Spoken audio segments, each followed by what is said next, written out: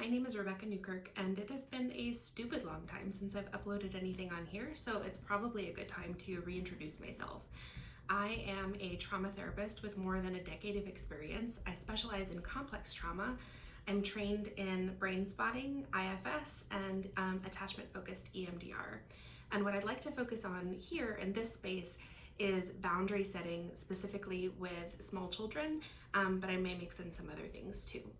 So for that, it would probably be helpful to let you know that I am a mom of 3. My oldest is 7, my youngest is 18 months old, and I've got lots of fun experience with this, as well as being in the world of looking at attachment theory and having taught classes to master's level students.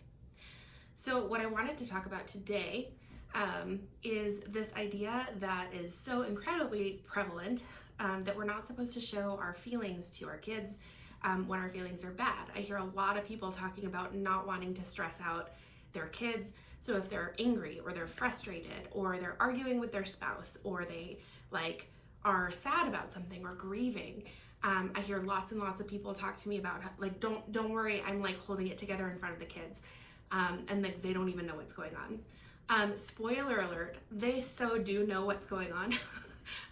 Your kids, no matter how old they are, and I really believe that we should start talking to our kids like they really understand us pretty much right away, and under a year old, if at all possible, because their ability to understand what's happening and their ability to understand what we're saying to them grows exponentially faster than their ability to communicate with us. And so we should always assume, please always assume, that your child understands way more than you think that they do. I digress.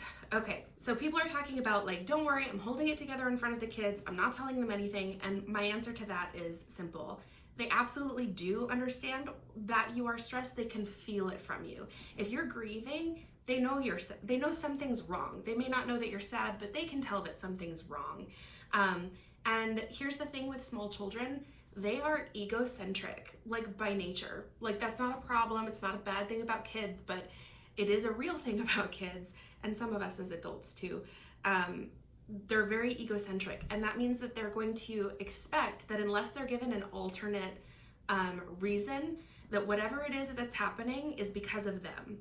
So if they can tell that you're off, you're weird, you're a little bit snippy, you're a little bit, your energy's weird, you and dad are acting a little bit weird together, or what have you, they're gonna assume that they did something to create that response from you, and you don't want that. You don't want them tiptoeing. We don't want to create hypervigilance. We don't want them to feel like there's something wrong with them. We don't want them to feel like they need to fix it, that they need to be better, that they need to make you feel better. It's super adorable when they bring you their little attachment object or their milk, and they try to make you feel better when you're upset, but we don't really want it to feel like it's their responsibility. I say this as someone who works with a lot of people who are grown up who had that role when they were little. We don't want them to feel like it's their responsibility. So here's my solution. If you had a really stressful day at work, and you come home and your energy's way off, we can assume, or at least I can assume, and maybe you're with me on this, I can assume that I'm gonna be kind of sharp, that I'm probably gonna bite somebody's head off a little bit, that I'm certainly not gonna be as playful or as kind or as generous with my time and attention as I hopefully typically am, and my kids are gonna notice. So when I get home from work, which for me is stepping out into the main area, hopefully you won't hear any screeching in the next couple minutes, I will let them know, just for the record, I'm having some feelings, today was kind of stressful, you might notice that I seem weird. Just know that that's about me and it's not about you. Now, when I've done that, specifically with my 7-year-old, she often will okay, and then she walks away, which is so fair. But what she's not doing, and what I know that she's not doing, is feeling like she did something to make me feel that way, or that she has to do something to make me not feel that way. Now, similarly, in moments when I've been grieving, in moments when hard things have been happening, when I'm sad for whatever reason, life is happening. So whatever environment we're trying to cultivate for our children, and like upbringing experience we want them to have, it's not always possible because sometimes life happens and it interrupts our flow and it makes us so that we're not able to show up the way that we wish that we would. That's okay. Like, really and truly, it's okay. It has to be okay.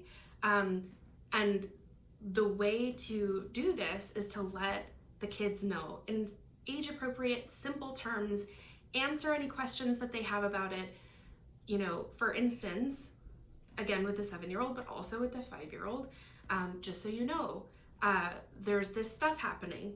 Very simple, age appropriate language. I'm having feelings about that. It's hard. I'm really sad about it. I still love you. I will always love you. I'm still able to take care of you. I will always be able to take care of you. I'm an adult and I can take care of my own feelings, and I have other adults that I'm leaning on to support me in taking care of my feelings. You don't need to do that. And this is the language and sort of like the formula that I would invite you to consider using with your own children. So without further ado, I hope that was helpful for you. Let me know in the comments if it was or if it wasn't. And to the 2 people who may see this video, thanks for watching.